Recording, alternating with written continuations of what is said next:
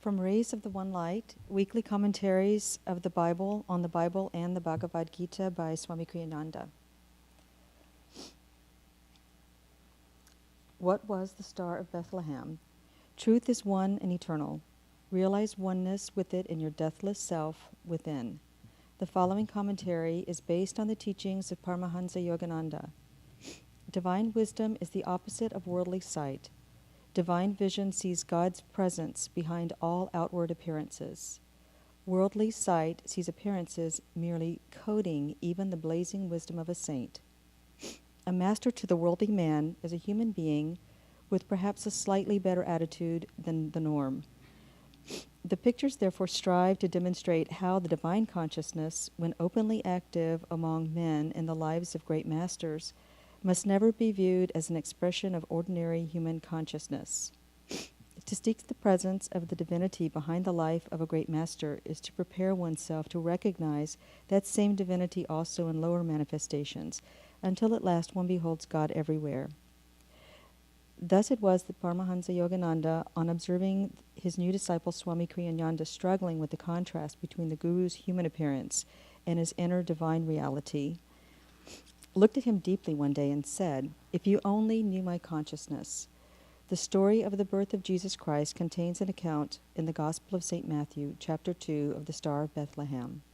The wise men who sought Jesus in his manger said, "We have seen his star in the east, and lo, the star which they saw in the east went before them, till it came and stood over where the young child was." This account was important, for it showed all mankind that Jesus was a divine incarnation, and no ordinary man, that he brought divine consciousness to earth, even though he would play a human role among human beings, and that others too, by receiving him in their inner hearts, would acquire power, as the Bible puts it, to become the sons of God. The scriptures enjoin us to meditate on the lives of great souls, that we may discover our own latent spiritual greatness. As the Bhagavad Gita puts it in the 4th chapter, "Who knows the truth touching my births on earth and my divine work, when he quits the flesh, puts on its load no more, falls no more down to earthly birth. To me he comes, dear Prince." Thus, through the Holy Scripture, God has spoken to mankind. Oh, oh, oh.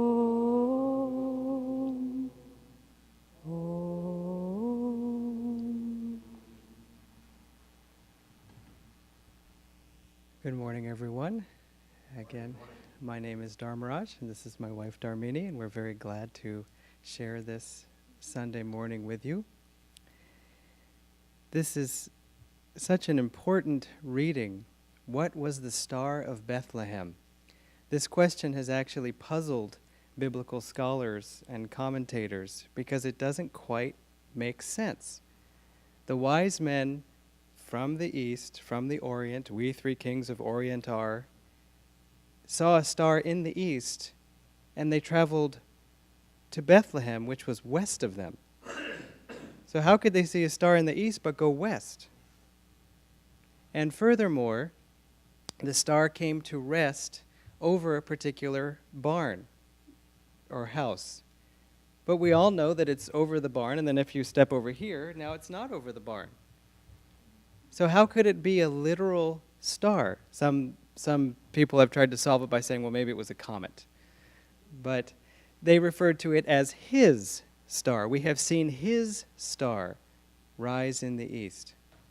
And so Paramahansa Yogananda, who's on the end there, explained that this actually has a deep metaphysical significance. That the word in Greek for east, in Hebrew, the word for east is kedem, which means that which lies before. And it means east, and it also means forehead. And so you could also translate that as saying, we have seen his star in our foreheads.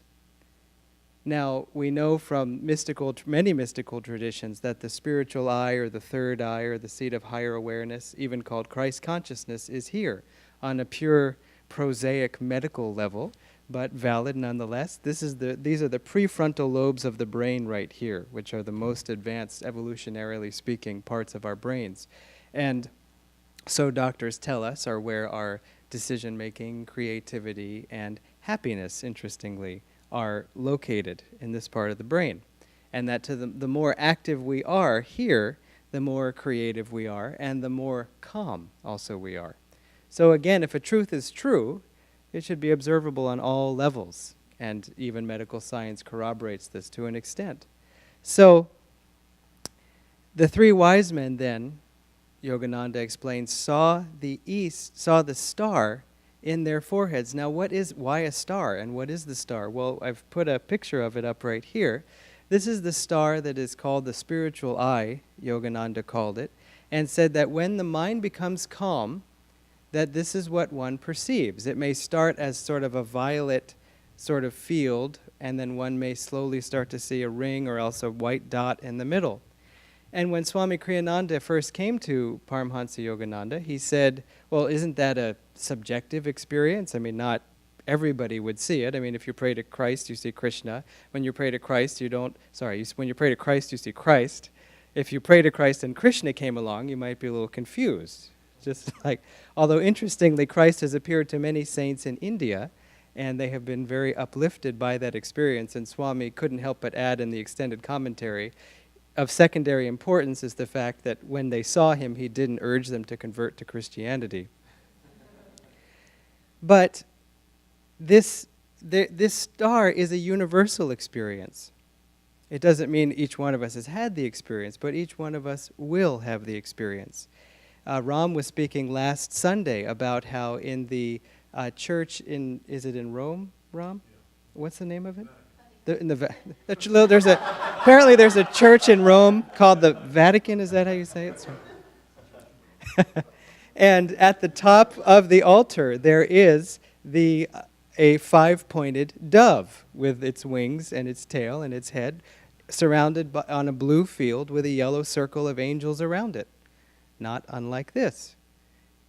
And when in Ananda Assisi, when they were trying to build the temple there, Ananda's temple, and they wanted a cupola at the top, which looks like a sort of a glass, well, it's this kind of shape. I don't know how else to explain it. It's a cupola shape. They went to an architect and said, can you make this, and can you also make a glass image of this thing that and he said, what is that? He said, I see that every night when I go to sleep. And so when they told him, he burst into tears that this was some deep spiritual significance and that he was connecting to it. So again, we need not know any of these things mentally to have the experience. And in fact, given the choice between mental knowledge and experience, we might opt for experience, because in the experiencing is where the true knowledge, the true understanding, and the true comfort come. Now, Yogananda went further to say something rather dramatic. With Swami Kriyananda had been with him less than 3 weeks, and he said at the beginning of his yoga lessons, which he was revising, so he was dictating, he said, there is a strong link between India and Christianity, between Hinduism and Christianity, that the three wise men who visited Jesus in the manger were in fact incarnations of Sri Yukteswar, Lahiri Mahashaya, and Babaji. And Swami went on to add, no one else would have dared make this statement, but Yogananda started his lessons with this rather shocking revelation. And so, we have to ask ourselves, is it true? Well, I leave that to you to weigh. I have seen that over the years of my studying and experiencing of these teachings and these scriptures, that there is a very close harmony, and yet a lot needs to be explained. Now, why does Yogananda have to explain any of this? Why don't we all know that, of course, that Kedem means forehead, and they meant the star in the forehead? Because over time, the initial experience of the divine appearance starts to fade, starts to get interpreted. We start to be distant from it. We don't know. I don't know. I wasn't there. And that's actually true of anything. Even if someone else says something, I don't know until I've experienced it. If everything they've said up till now has been good, I'll give it a shot. But still, we need to have that experience, and we need to have it re-explained to us in our own modern verbiage, you might say. And even the biblical quote, "If thine eye be single, then thy whole body will be full of light."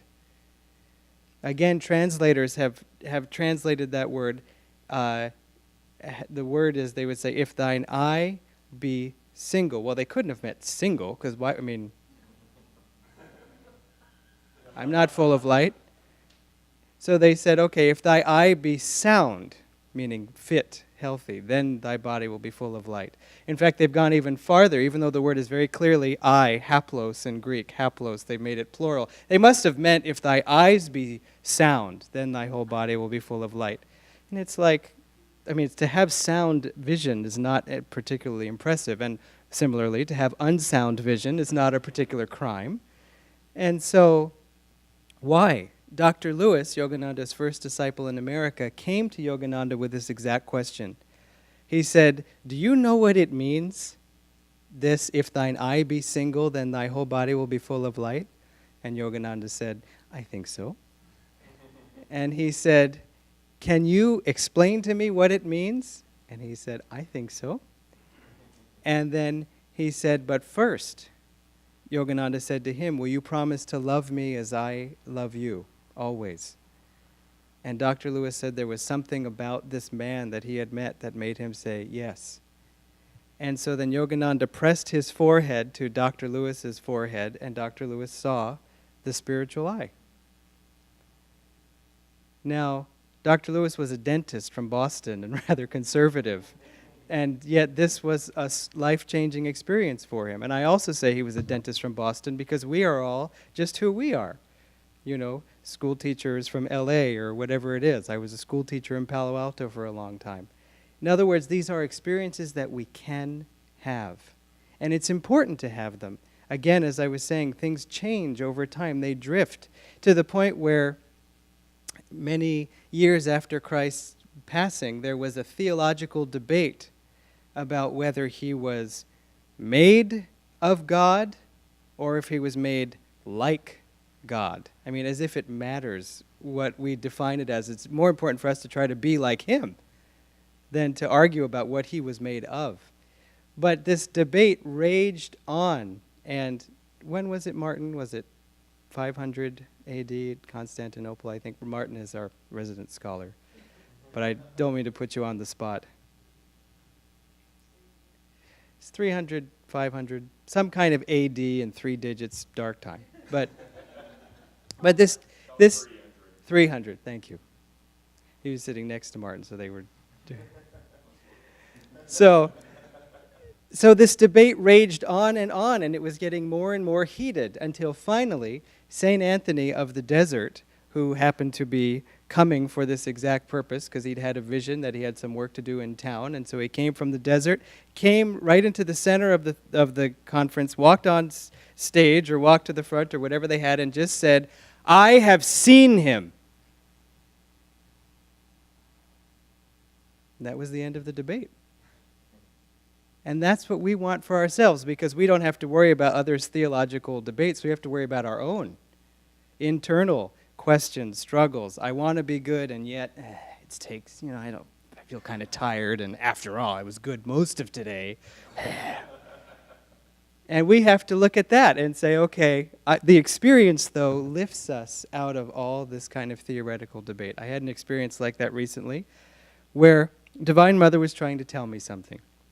And I was sitting on my couch on a Tuesday morning, rather comfortably recovering and resting from all the arduous work I had done.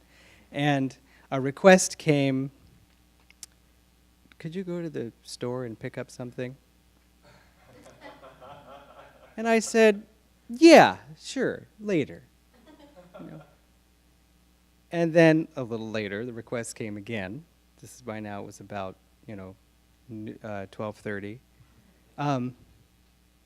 "Could you go to the store?" I said, I will, just a little bit later. Because I had my whole plan. for my morning, and this was part of my plan. And I even had the thought, I know we're supposed to think about other people, but I'm trying to think about other people most of the time, and right now, I'm not really thinking about other people. And then suddenly, it hit me. It was Tuesday at 12:30, and what side of the street was I parked on? The wrong side, because of street sweeping. And so I ran to the car, and I saw as I was approaching, pink slip right under the windshield wiper, $68. It makes an impression. And I realized that Divine Mother, through my lovely wife, was whispering to me, you might want to go, move the car. And I said, no, I have it all figured out myself. I feel like Divine Mother disrupts our plans, partly just because she wants to remind us that we're not in charge, so we don't have to feel burdened by feeling like we're in charge. And also because what happens when our plans get disrupted? We kind of go, help! And we suddenly ask for help.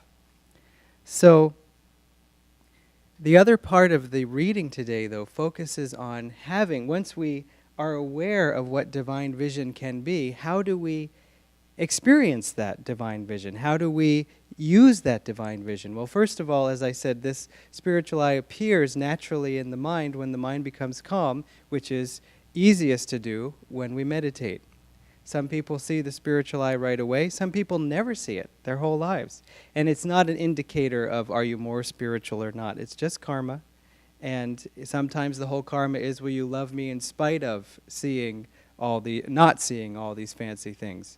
And for sometimes it's easier in the beginning because God is trying to entice us onto the spiritual path. And then once we're hooked, then she says, okay, it's time to work now. And so it's very important to try to cultivate that spiritual vision for ourselves, to see the divine behind things, to see, for example,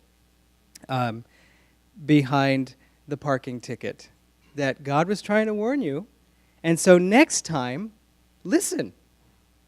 So, a few days later, we were going out to dinner with some of our friends, and we parked the car where we always park it, when we have lunch at this place, and so we were going to having dinner, and so we parked, and it was so nice because the street was so clear of cars. We thought, this is great. Oh, easy. We'll park right at the front. As I got out of the car, I even kind of looked at the sign as I walked past, thinking, is this one of those weird, no parking except if you have it? And I said, bah, ridiculous. And after dinner, $68. So it's just listen to those little whispers that are trying to help us. And when someone is particularly difficult in our lives, that can be Divine Mother too. Yogananda said, don't let other people get your goat. And he said, your goat is your peace, And so when we have those challenges, doesn't mean we have to hang out with the person oh yes, so calm. I'm going to see how calm we can leave. But when someone does something particularly unkind, we are not compelled, though I often feel compelled, to respond or to feel irritated. That's the one way I talk myself out of, after all, can you believe what that... Okay, but I was not compelled to have a meltdown in response. I was not compelled to say something nasty. I was not compelled even to feel hurt. I could say, oh, having a bad day, having a bad incarnation? I'll pray for you, Oh.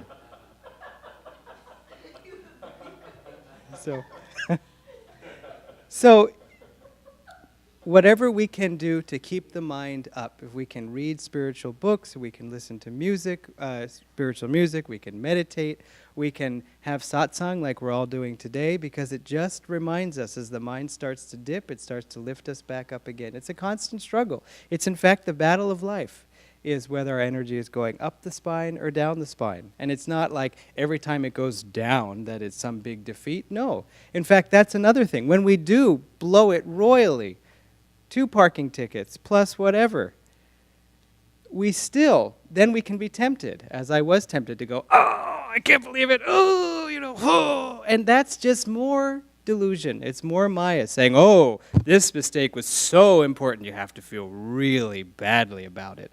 Keep your energy nice and locked down and contracted for at least a week. Just, oh, I can't believe it, oh. It just, you know what, forget it. Swami Kriyananda once said, that's because someone was feeling upset about being wrong.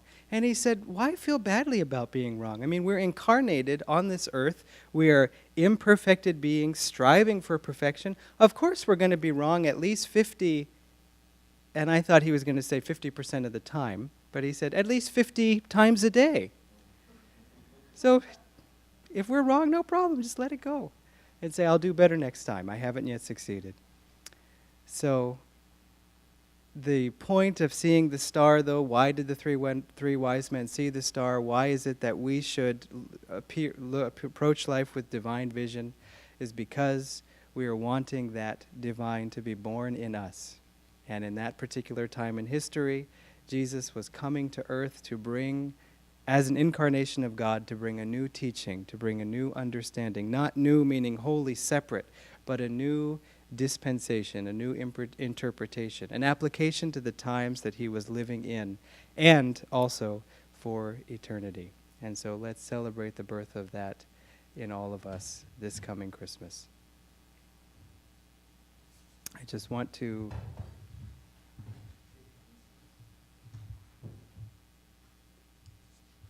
this reading is from Whispers from Eternity, Yogananda's book of prayer poems. This is the prayer demand, make me anything, a Christian or a Hindu, anything to realize thee. Let me be a Christian, let me be Christian, Jew, Hindu, Buddhist, Mohammedan, or Sufi, I care not what be my religion, race, creed, or color, if only I can win my way to thee. But let me be none of these, if that identity enmeshes me in an enclosing net of religious or social formalities. Let me travel the royal high road of realization which leads to thee. If I am traveling on some bypath of religion, let me onto the one common highway of realization which leads straight to thee. Send me the sunshine of thy wisdom, that it lead me to the morning of my growing powers, and send me the moon of thy mercy to guide me rightly, if ever I am lost in the dark night of sorrow.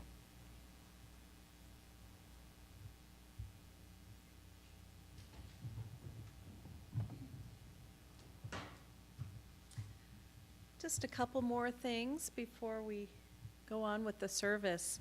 One is Swamiji wrote us a beautiful Christmas message, and I wanted to read that for everybody.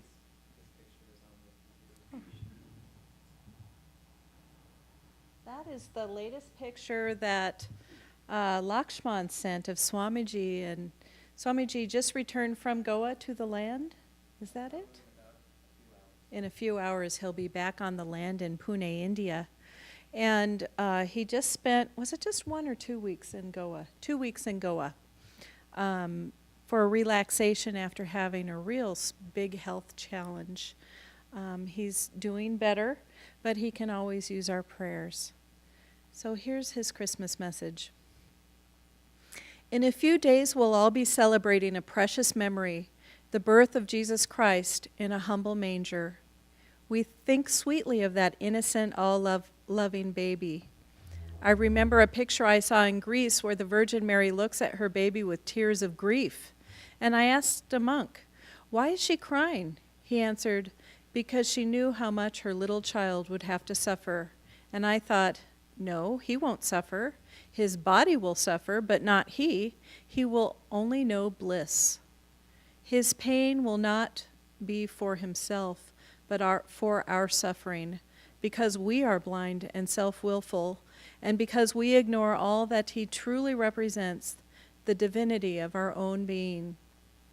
I wrote you not long ago of a dream I had, in which my enemies tried to burn me at the stake, and then my friends saved me. I was indifferent alike to the burning and to being saved. That certainly must have seemed extreme to some of you, But I had that dream because of a lifelong practice I have made that might help you for me to share with you. I have for many years deliberately imagined the worst thing that could possibly befall me, and then asked myself, could I accept that as a gift from God? Death? Simple. I've never been afraid of death. But condemnation by God? Oh, that would be terrible. And that is the thought I was forced to endure in 1962 when SRF threw me out. For me, it was 1,000 times worse than physical death. It seemed to me that my guru, and through him, God had rejected me. I felt completely abandoned in a cold and empty universe, and for reasons I simply could not understand. The only thought to which I clung desperately was, even if you abandon me, I will never abandon you. It was from that point on that I was able, slow step by step, to reconstruct myself and to accomplish the work God had given me to do. Christmas is a time of rejoicing, but let us also remember that all rejoicing in this world is two-edged. Joy alternates constantly with suffering. It cannot be otherwise, for this very world is created on the principle of duality, of plus and minus, of ups and downs. When all the waves subside, we are left with a calm ocean of God's bliss. Nothing else is real. So even in this season of rejoicing, I invite you to consider my little practice. If you will, you may turn it to good use in your life also. As Jesus said, it must needs be that sorrows come. Well, Jesus used the word scandals, but he had to mean also sorrows of all kinds. The way to remain, as Yogananda put it, unshaken amidst the crash of breaking worlds, is to imagine the worst even now, and to school oneself to accept it as a mark of God's love. He never gives you any test without at least a great blessing. His final message to all of us is not suffering, but bliss. When Jesus died on the cross, his spirit knew no pain. It knew only joy. His suffering was for ignorant humanity, which ever rejects God's love for a pale substitute, which gives nothing but suffering in the end. Remember, outside of God, there is no lasting happiness or fulfillment of any kind. Whatever you do in life, let the birth of Jesus be your constant reminder to live above everything else for God. May inner Christ's joy be yours this Christmas season. With love in him, Swami Kriyananda. You know, Swamiji lives in bliss all the time, and so even when he thinks about something that might have caused sadness before, he's just feeling it all up here. When you're around him, he radiates this joy, this bliss constantly. And I know for me, when I think of suffering or sorrow, you know, things come into my mind around that. But when we are in bliss, those things melt away. And so that's why that has to be our main goal. Bliss is not dualistic. Joy, as he was saying, is dualistic with sorrow. But bliss is never dualistic. So if we can get into that blissful state, it's not ultimately, okay, tomorrow it's going to be down. You know? I know for me, sometimes I'll feel, woo! You know, and it's like, oops. You know, what did I just put into motion? And then sooner or later there's a huh. So we want to aim for that ever-centered, ever-in-the-spine bliss that stays up here. You can feel it intensely at the spiritual eye. And forget all the dual stuff in this season.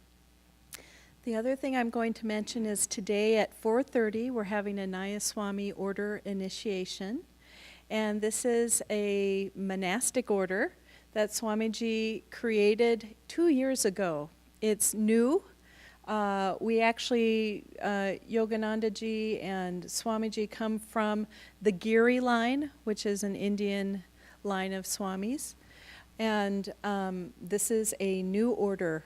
Shankaracharya founded the original Swami order. This is an order for the New Age, which Swamiji wrote about in his book, Nayaswami order for the New Age. And this order is Swamiji reaching out beyond Ananda, beyond anything organizational. He founded Ananda in 1968, and we're a wonderful movement of community and sharing in God and sharing Kriya Yoga. But Swamiji has expanded beyond Ananda, and his whole theme is Yogananda for the world. And this Nayaswami order is for that. It's for anyone on any spiritual path. I think there's 800 members now, is that it? Something like 800 members. The vow is a vow only to God. There are different levels of vows that people take. The beginning vow, which can be forever, you don't have to move on, is called the Pilgrim Vow. And that's for anyone who is interested. I'm going to actually be reading that vow because it's so inspiring. The next vow is kind of a dual thing, Brahmacharya for people who are single, and Tyagi for people who are married.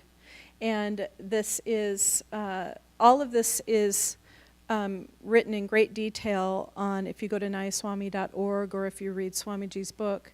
But this is the next level in this order. It's not complete renunciation, but it's a lot of renunciation.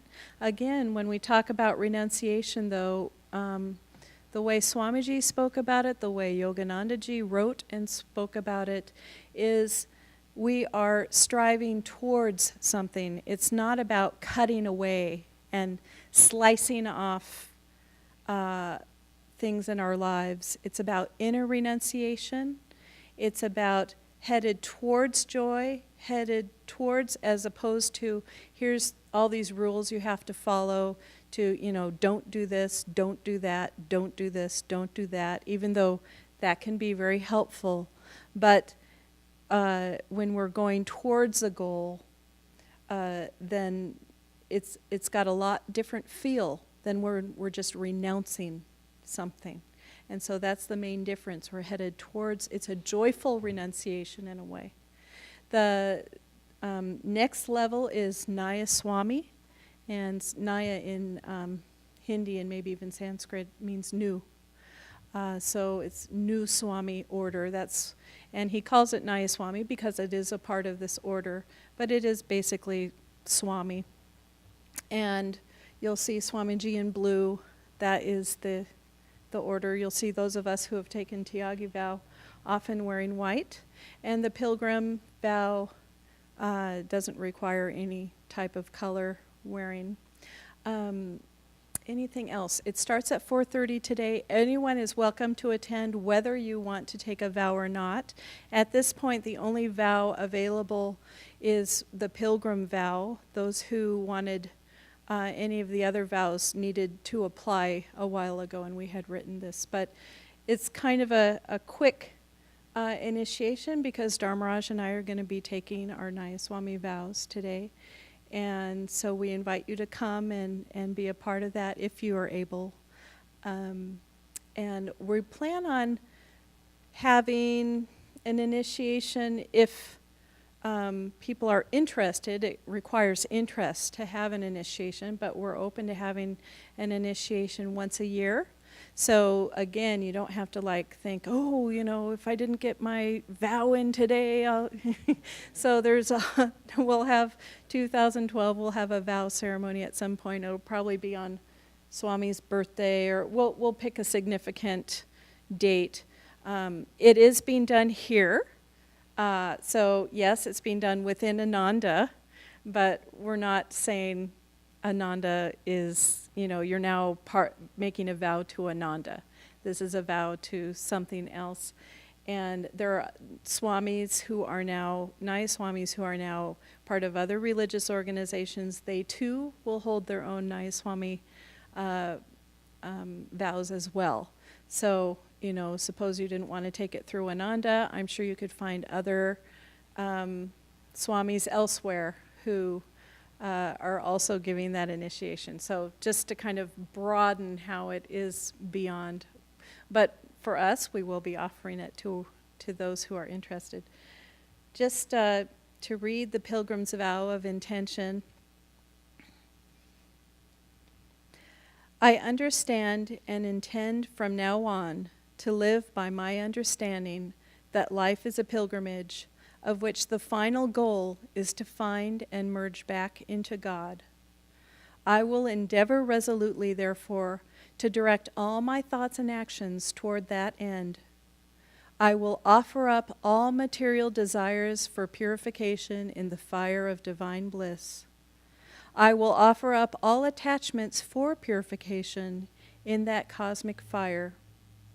I will search my heart daily for any lingering desires and attachments, and will offer them to thee, my cosmic beloved. I will strive to be an example to others of a pure, discriminating, and noble life. I will offer the fruit of all my actions and labors to thee alone. Bless me and direct my footsteps ever to the summit of thy holy mountain.